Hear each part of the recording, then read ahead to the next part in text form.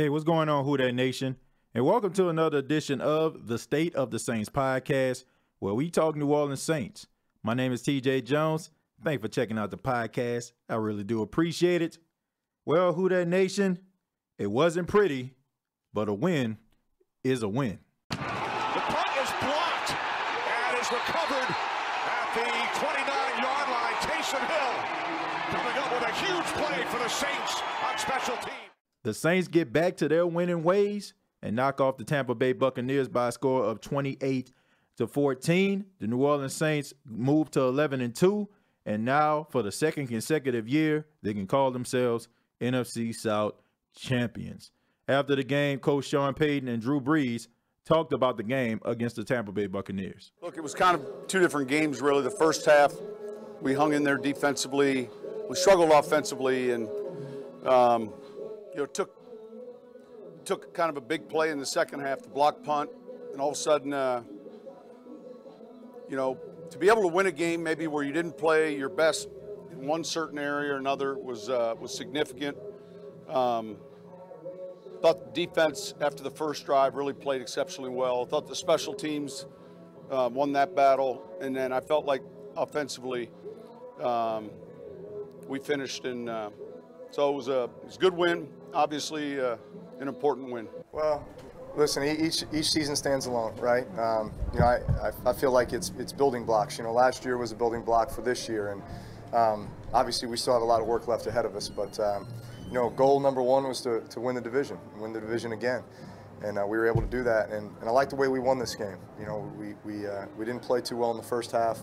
Obviously came in with a big deficit, and we're able to come together and with all sides making plays in that second half, which was a great team win. I mean, that was, I think, the epitome of a great team win. Yes, it definitely was a team win. The Saints needed help from defense, offense, and special teams in order to knock off the Tampa Bay Buccaneers.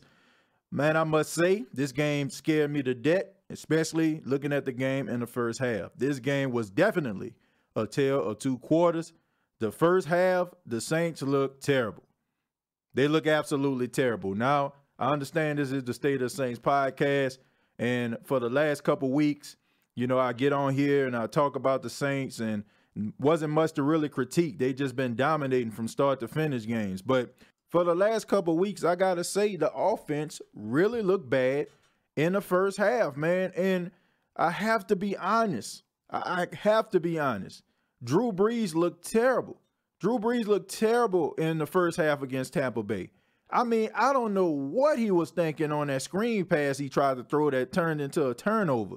I mean, you cannot turn a ball over with 2 minutes left, man, and your team is driving and you get the ball back at the start of the half, man. You cannot turn the ball over. The Saints in the first half versus the Tampa Bay Buccaneers was losing that game because of Drew Brees, period. Now, they have some people out there that were making comments because you had other Saints fans out there that was critiquing and criticizing the team in the first half.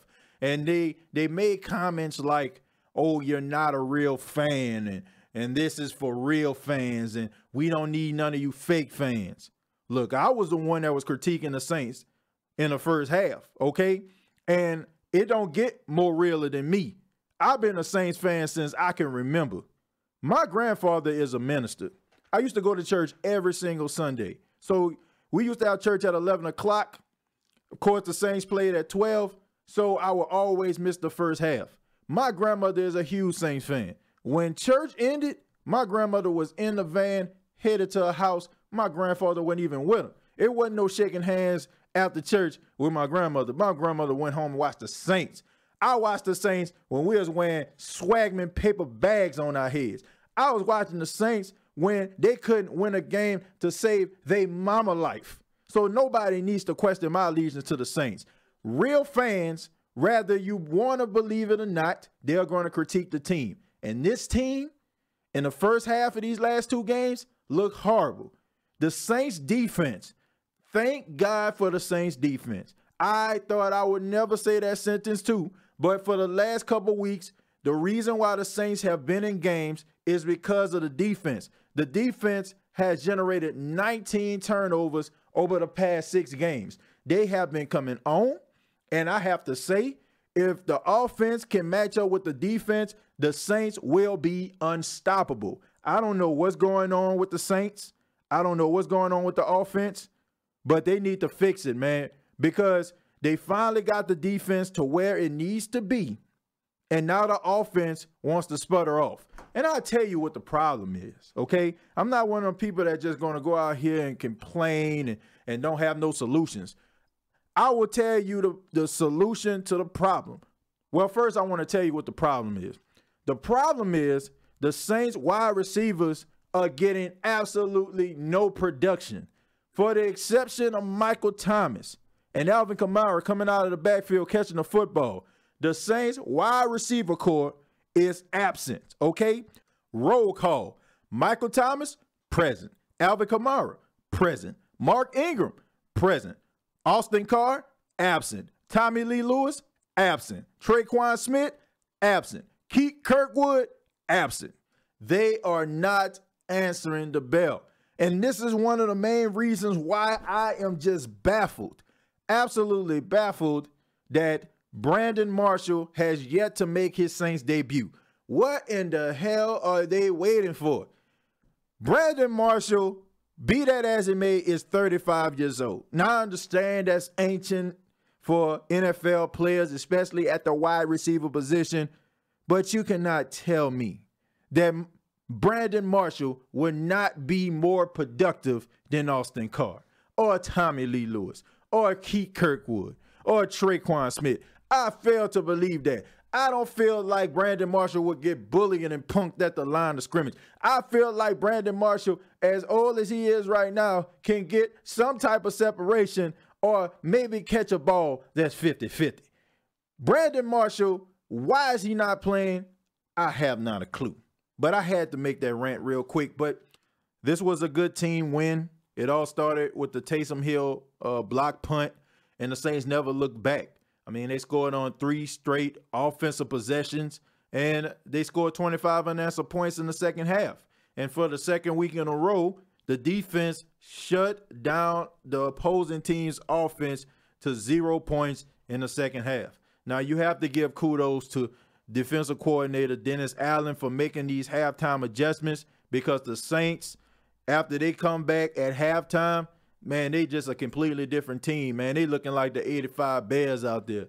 And you have to give credit where credit is due, because we rolled this man like Seabiscuit last week. But Eli Apple, I mean, he played a lot better. He played a lot better. Marshawn Lattimore played a really good game as well. Mike Evans didn't really do too much. He did have that big play on the opening drive, but that was about it. The defense answered the bell. Cam Jordan, I mean, honestly, man, if this man ain't up for Defensive Player of the Year, of course, I don't think he's going to win it because Aaron Donald is playing, but this man is playing out of his mind. Sheldon Rankin's playing out of his mind. And Marcus Davenport, man, he coming off the edge, applying pressure. The Saints front four is really getting pressure on these quarterbacks, man. And they are getting these guys down to the ground. That is why I say, yet again, if the Saints offense can get back on track, the defense as well as it playing, I don't see anybody beating the Saints. The Saints will go 14-2, and they will get this #1 seed. This is a very, very, very bad time for the Saints offense to start sputtering, man. It's towards the end of the season. You got the Carolina Panthers coming up next. Then you got the Pittsburgh Steelers. You know that they're desperate because they just lost to the Oakland Raiders. Oh, sorry. I'm sorry. They lost to the Oakland Raiders, man. Wow. And the Saints got the Carolina Panthers 2 out of the next 3 games, man. So if the defense continues to play the way that they're playing and the offense gets back on track, man, nobody's going to beat the Saints, man. But Drew Brees, I don't know what's going on. He was 24-31, 201 yards. He had 1 touchdown, 1 terrible-looking interception. He also dived over the top, the classic Drew Brees dive at the goal line. He had a rushing touchdown. I can't believe that Drew Brees has 4 rushing touchdowns this season. Wow, man, that's incredible. But Mark Ingram, he stepped up. in the second half. I don't know why. I don't know why they not running the football in the first half. I just don't know. I don't know why all week long you expected rain, 100% chance of rain, and you're not running the football. I mean, I'm just confused, man. The Saints have a great running game. They have a great running game. Alvin Kamara and Mark Ingram are capable of running the football. I don't know why the Saints want to get back a shotgun and allow Drew Brees to throw the ball all over the place. Look, man. Look, I understand. I think I understand Sean Payton, because I think we all joke a little bit about Sean Payton and talk about how petty he is and how he likes to get revenge, and he likes to, you know, prove things to the NFL. He likes to prove things to other teams, to say that the Saints are superior, the Saints are the team to beat. But sometimes I think that his arrogance can get in his way of prosperity. Look, I understand in this situation where Sean Payton is coming from. Since I've been doing the State of the Saints podcast, I've been politicking that Drew Brees should win league MVP over Patrick Mahomes. And I think that Sean Payton probably is listening to the media and how they are just saying that Patrick Mahomes is running away with the MVP. And he wants so badly for Drew Brees to end his career at least with a league MVP. Look, I want that too. I want that for Drew Brees. And I think everybody that's listening to this podcast right now, I think you want him to be league MVP. But this is not the Saints of old. This is not the 2009 Saints. This ain't the 2013 Saints. This is a completely different team.